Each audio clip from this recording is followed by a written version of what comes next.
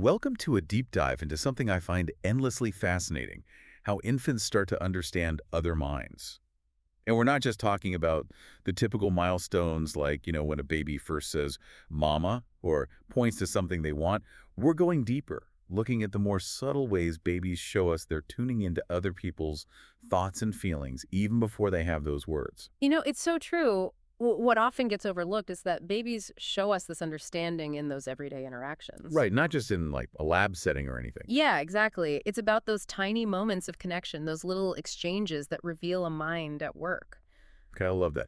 So give us an example. Like, how can something so subtle actually tell us about what's going on in a baby's mind? Well, Reddy talks about this fascinating example in her book, How Infants Know Minds. It's about a sheep named Isis who was raised by humans. A sheep. Yeah, a sheep. Now, you wouldn't think a sheep has much to teach us about human babies, would you? Uh-huh. Not really. Right.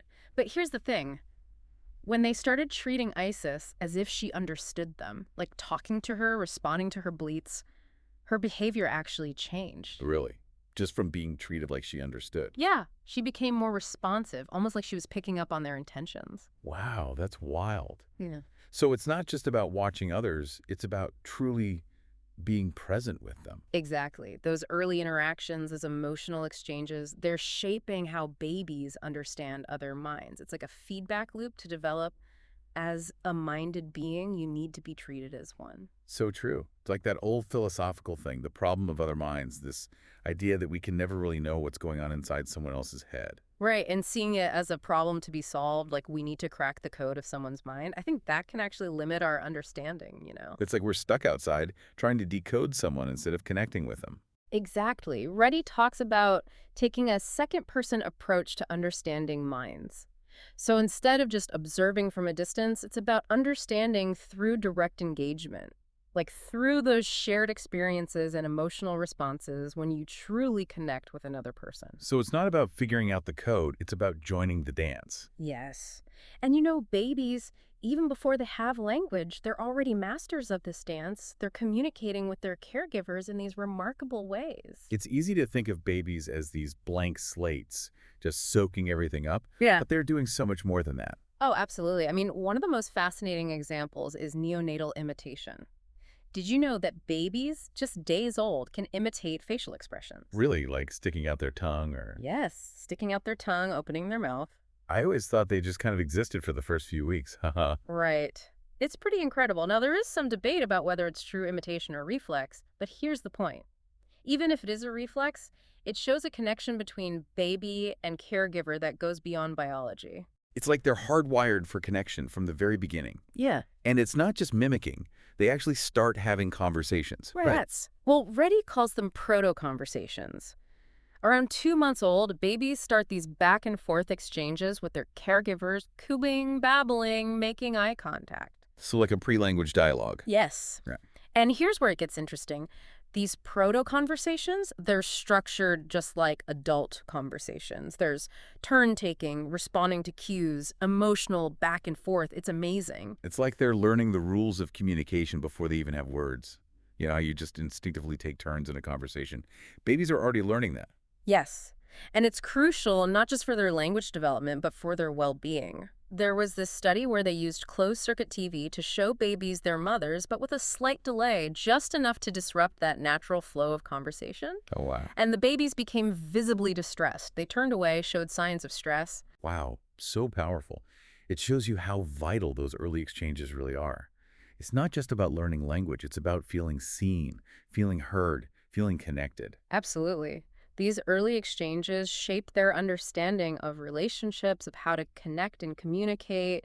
They're learning what it means to be in a dialogue. That back and forth, it's like when you're talking to someone and you can just tell they're really present, really listening, and you feel understood. Right. And when that flow is disrupted, it can be so jarring, even for us.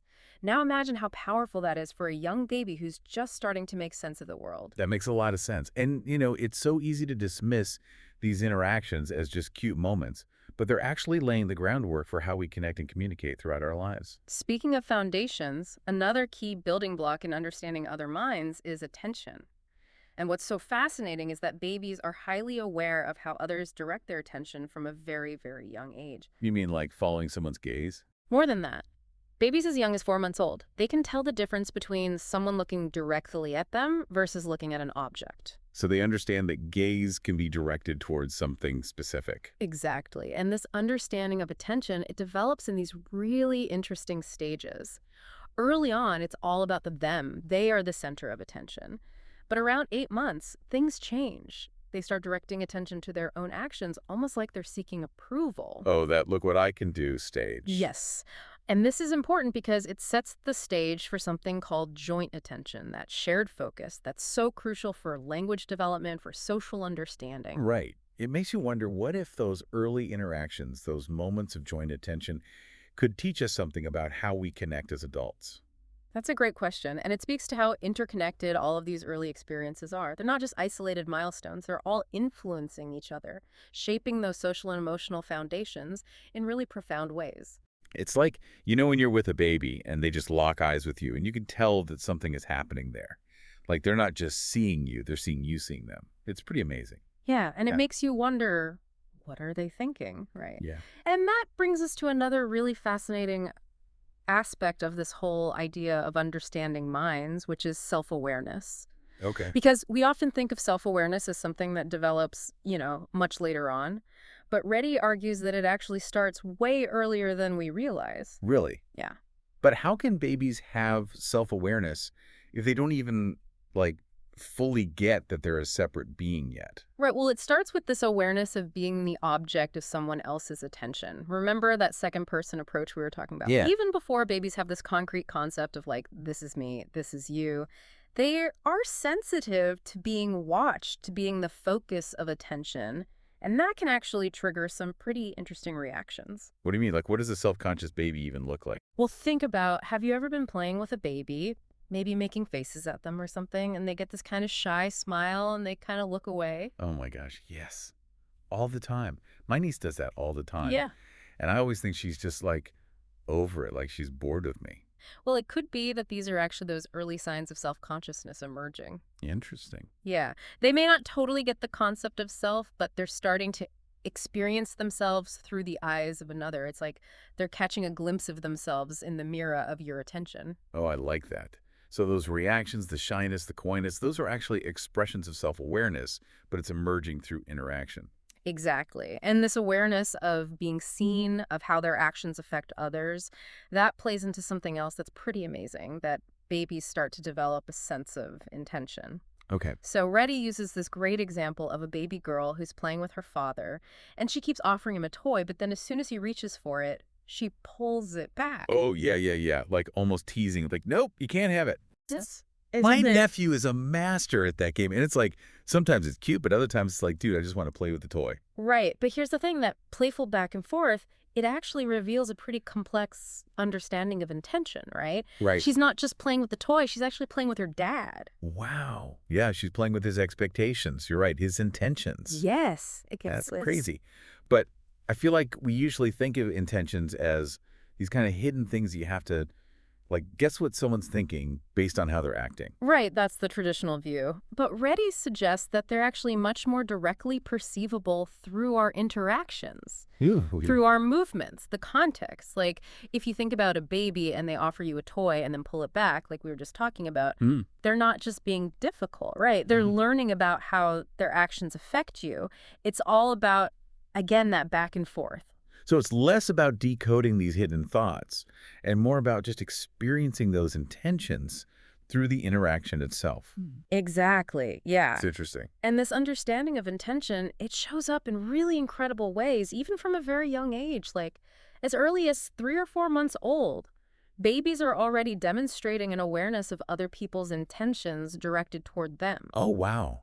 So, like, how would a 3-month-old show that they understand someone else's intentions? Well, just think about the simple act of picking up a baby, right? Yeah. By that age, they often anticipate being picked up when you reach for them. Oh, that's true. Yeah. They kind of like adjust their posture, they make it easier to be picked up. It's like they're mind readers. They're like, oh, here we go. Right. It's not telepathy or anything, Yeah. but they are definitely tuning into those subtle cues Yeah. that reveal intention. And as they get a little older, around 8 or 9 months, they start to really test those intentions. So this is when they start to engage in things like teasing or non-compliance. So those moments when my nephew's like, nope, not gonna do what you want, or he, Yeah. like, very clearly does not cooperate, that's him showing off his understanding of my intentions. That's exactly what Reddy is saying. Oh, wow. They're becoming aware of those expectations, and then they're figuring out how to disrupt them. Fascinating. It's all part of this ongoing negotiation, this dance of like understanding and shaping each other's minds. It's giving and taking, that push and pull. Yeah, exactly. So this whole idea of babies understanding intention, it makes me wonder, what about humor? Like, can babies really understand humor at such a young age? You'd be surprised. They may not understand stand-up comedy or anything, but they definitely show an early appreciation for what Reddy calls kind of the funny side of life. Okay. So what's funny in the baby world? Well, I think it's much simpler. Think, like sensory, a lot of their laughter is triggered by those social interactions. So things like peekaboo, silly sounds, those unexpected moments that make them giggle. Those little surprises. Exactly. They're like, whoa, what was that? It suggests that even before they understand these complex jokes, they're already experiencing this very basic form of humor. Yeah, like laughing before they can explain the joke. Exactly. That makes sense. And they even start to understand how to make other people laugh. Like from a young age, they pick up on how their actions can affect other people's emotions. And they start clowning around, making faces, trying to get that giggle out of you. Oh, the little attention seekers? It's like they're learning how to work a room, even if it's just the living room. Right, exactly. And this awareness of how to actually elicit those emotional responses, it's all a part of this developing understanding of other minds. Yeah. They're learning that their actions have an impact, that they can actually shape the social world around them. So true. Okay, so speaking of shaping the social world, this might be a stretch, but I'm curious to know, what about deception? Can babies be deceptive at such a young age? Oh, that's such a good question.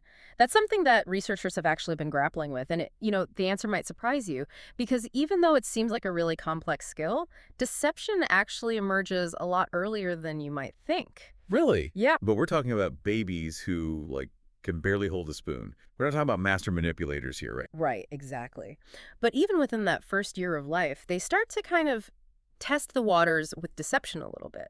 So think about like when a baby tries to like sneak a cookie when they think you're not looking, or they engage in fake crying to get your attention. Oh my gosh. Okay, I have to admit, my nephew, he has mastered the fake cry.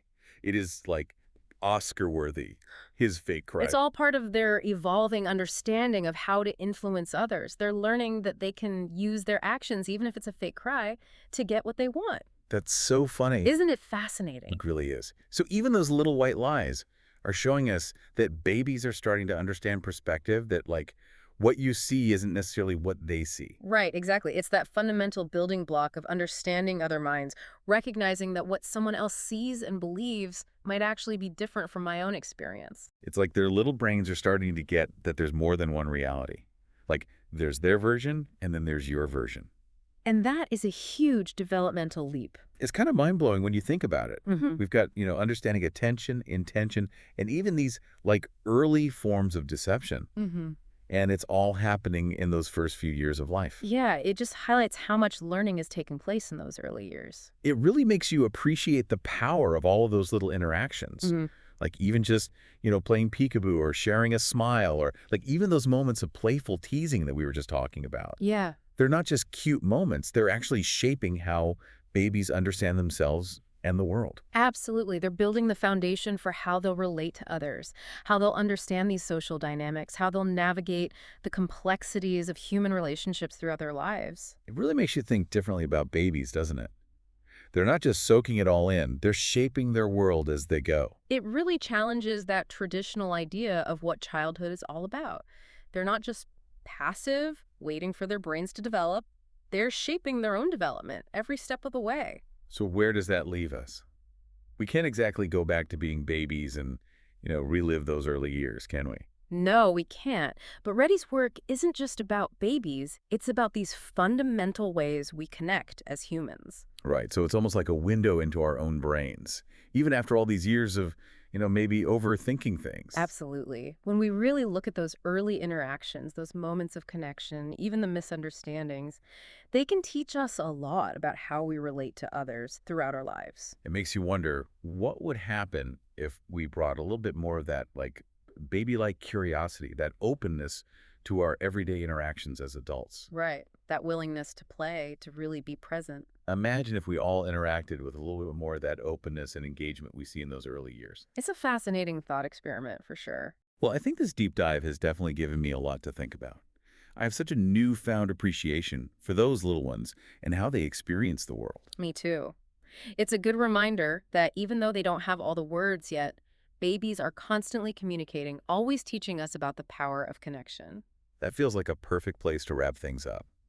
Thanks for joining us for this incredible deep dive into how infants know minds. It's a journey that makes you appreciate those little minds and maybe even spark some curiosity about our own ways of connecting. Absolutely. There's always more to learn at every age.